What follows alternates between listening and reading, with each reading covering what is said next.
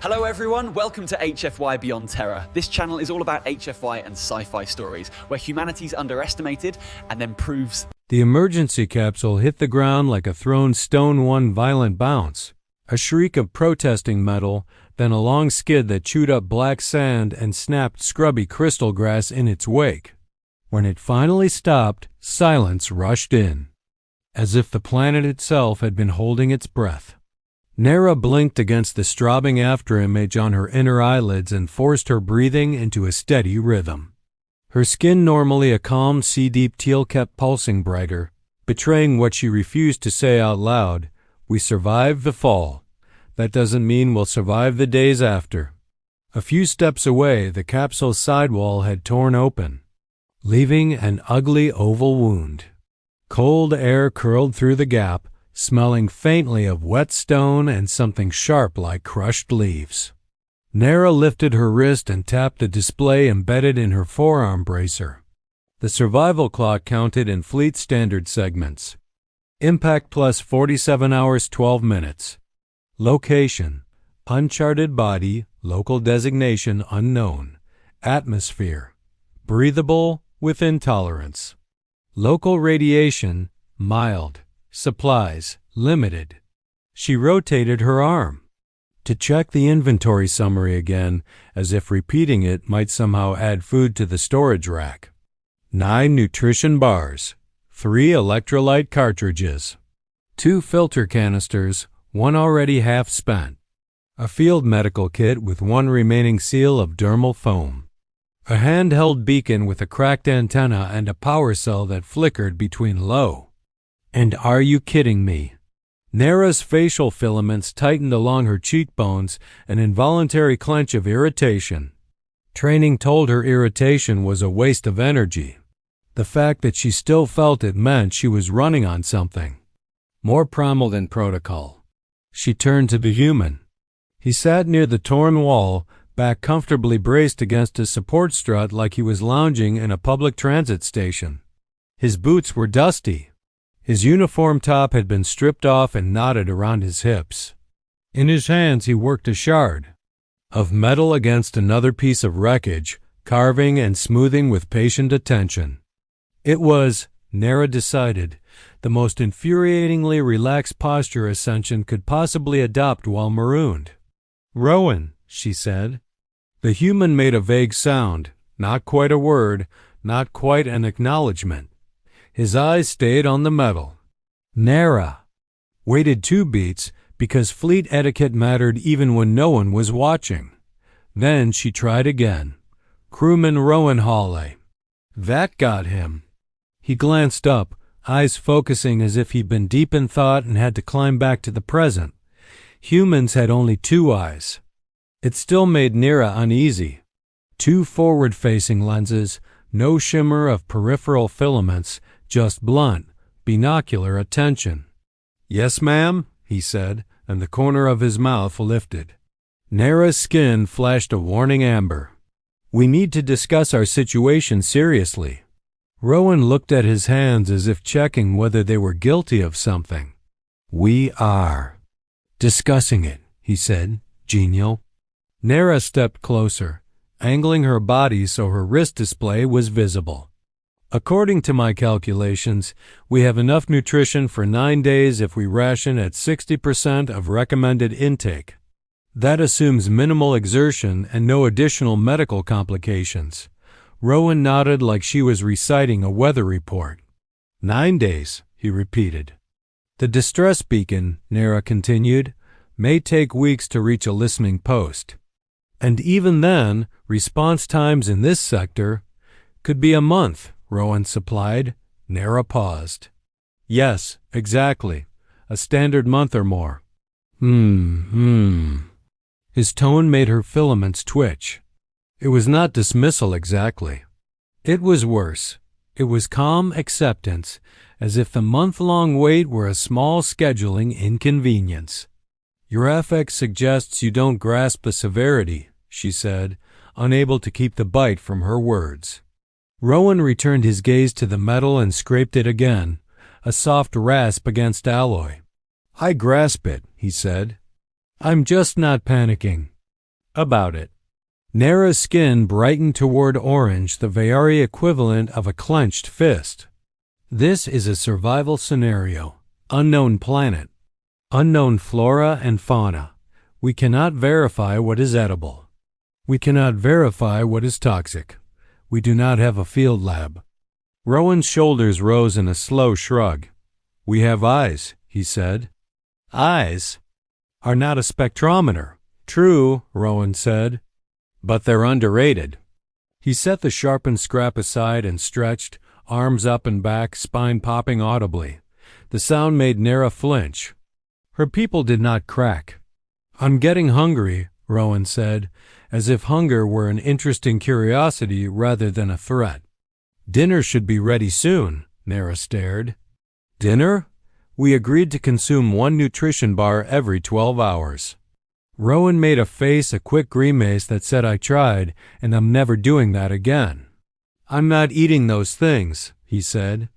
You? Nera began, and then stopped because his body was already in motion. He walked away from the capsule, toward a stand of fin-trunk trees about 50 meters distant. Their leaves were narrow and dark, like blades caught mid-sway.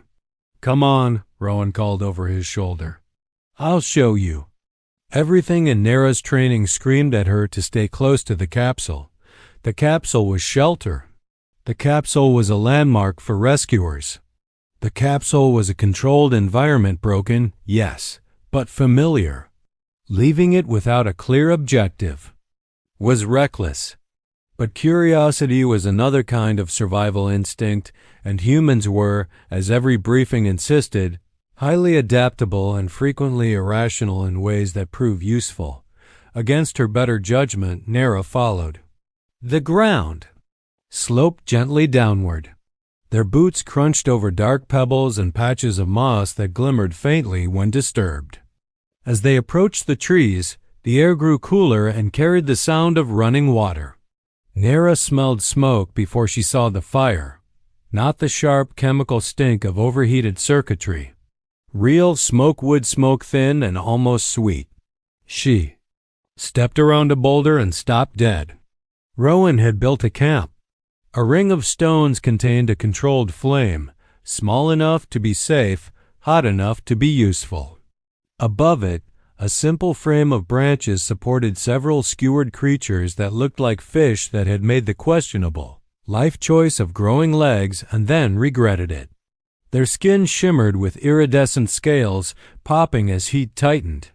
Them, near the coals, pale, knobbly tubers roasted, their skins blistering and splitting to reveal steam. Off to one side, a shallow basket woven from fibrous reeds held a mound of dark berries. And beyond the camp, where a stream cut through the rocks, Nera saw more, a narrow weir built from stones, shaping the water into a channel, a few snares. Set along animal paths, a crude spear propped against a tree. A shelter outline marked by 4 forked branches driven into the earth. For a moment, Nera could only stand and absorb the impossible fact that she had been away from the capsule for less than a minute, and her sense of reality had already shifted. What is this? She breathed. Rowan spread his arms as if presenting a masterpiece. Dinner, he said proudly. Nera's skin flickered in startled blue-white. The fish things are from the stream, Rowan explained.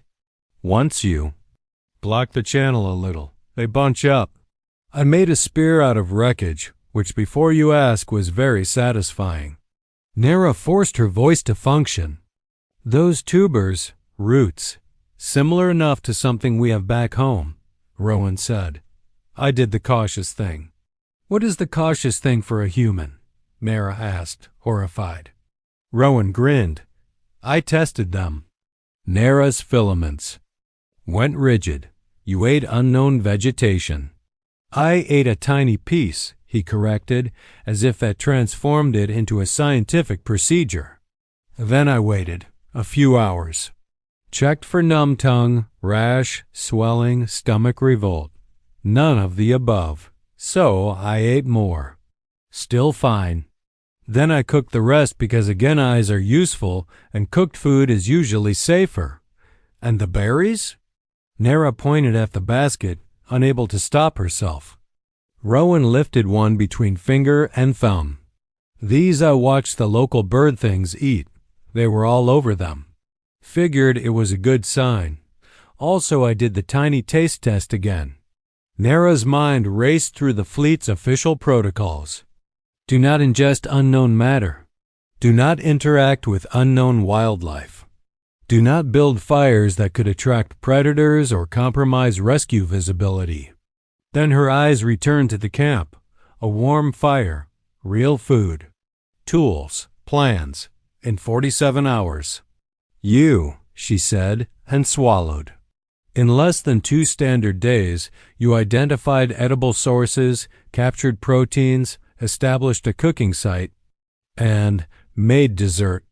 Rowan scratched the back of his neck, suddenly looking almost sheepish. It's not that impressive, he said. My dad used to take me camping. You learn a few things. Camping, Nara repeated, tasting the alien word. It's this thing humans do, Rowan said, turning one of the skewers with practiced care. We leave our comfortable cities, go into the wilderness, and on purpose live off the land. For a while, Nara stared at him, on purpose. For fun, Rowan confirmed, mostly. Nara's skin shifted, a slow wash from anxious orange toward stunned violet. Her entire species treated exposure to uncontrolled environments as a hazard to be mitigated. Survival training in the Vayari fleet was precise, mathematical, disciplined. You learned how to calculate rations, how to conserve body heat, how to signal rescue craft, how to wait. Rowan, apparently, had been taught how to live. Nara lifted her hands slightly, palms open in a gesture of bafflement. How did you determine what was safe without instruments? Rowan nodded toward the stream. Observation, he said. Watch what the local critters eat. See what they avoid. Look for patterns. The fish where the easiest protein is protein. And aquatic life tends to share enough similarities across biospheres that you can make a decent guess. Guessing is not procedure, Nara said. Rowan's grin widened. Procedure is just a fancy word for patterns that worked before, he said. This is pattern work too. Just messy. Nara stepped closer to the fire despite herself, drawn by warmth and the scent rising from the roasting meat. Her stomach clenched painfully, her body announcing a need she'd been trying to ignore. That seems reckless, she said, but the edge in her voice had dulled. It can be, Rowan admitted. That's why you're careful. You don't just shove random leaves into your mouth and hope for the best. You test. Small, slow. You check for reaction. You keep water and charcoal handy in case you need to. Flush toxins. And you pay attention. Nara's filaments trembled. You could have died. Rowan shrugged again, but gentler this time. Sure, he said, but I didn't. His easy confidence wasn't arrogance. It was something else, an assumption that the world, however dangerous, was something you could negotiate with if you listened closely enough. Rowan pulled the skewers from the heat and set them on a flat stone. He cracked one open with the edge of his knife-shaped scrap. Steam rose. The flesh inside was pale and flaky. He tore off a portion and held it out to Nara. Real food. He said, or nutrition paste? Nara hesitated. Her training screamed in protest. The fleet didn't train Vayari stomachs for this kind of gamble. Their digestive systems were sensitive. Their biochemistry could be betrayed by a single molecule. But she had watched Rowan work. She had watched him test. She could see the logic in his caution, even if it wasn't codified. And the smell was making her vision blur. What if it is incompatible with my biology? She asked. Rowan's expression sobered. Then you don't eat it, he said. No hero stuff. We can do the test properly. Tiny bite. Wait. Monitor. If anything feels wrong, we stop. Nara studied his face, trying to read for deception. Humans were reputed to be unpredictable, sometimes impulsive, occasionally foolish, but their foolishness, she was beginning to realize, often contained a strange practicality. She accepted the offered piece between two fingers. The flesh was hot. She touched it to her tongue as to trace, then pulled back, heart thudding. No immediate burning, no numbness, no metallic tang. She waited, counting silently. Rowan sat on a rock beside the fire, as if settling into a familiar ritual. He tore off a chunk of fish and ate it with obvious satisfaction. Nara took a second. Slightly larger taste. The flavor startled her. Not just edible, but good, rich, slightly briny. Smoky from the fire. Her skin warmed into a deeper purple without her permission, an involuntary expression of relief. Rowan watched her, amused. Not bad, right? Nara swallowed carefully. It is acceptable, she said, using the least expressive word she could find. Rowan laughed, a warm sound that bounced between the trees. That's high praise from you, he said. Nara allowed herself a breath, then another. Then she asked the question that had been forming since she saw the weir. How did you accomplish all of this while I was maintaining beacon diagnostics? And performing capsule triage? Rowan held up his hands. Different priorities, he said simply. You were keeping us alive in the technical sense. I was keeping us alive in the not starving sense. Nara's filaments dipped, conceding. The point. Rowan nudged a roasted tuber toward her with the tip of his makeshift knife. Try that, he said. It's basically comfort food. Nara pressed her thumb into the softened skin. Steam escaped. She tasted, again cautiously. It was starchy and mild, with a faint mineral sweetness. Her throat tightened unexpectedly. Not from toxins, but from a sudden surge of emotion she did not have an official training response for. All her careful rationing, all her numbers and projections, had assumed scarcity as an unchangeable fact. Rowan had looked at scarcity and treated it like a puzzle. You humans truly do this. Recreationally, she said, still incredulous. Yup, Rowan said. Some of us pay money to go be uncomfortable on purpose. Nara stared at him. Why? Rowan looked past the fire into the shadowed trees, as if seeing something far away. It's hard to explain, he said. It's like remembering.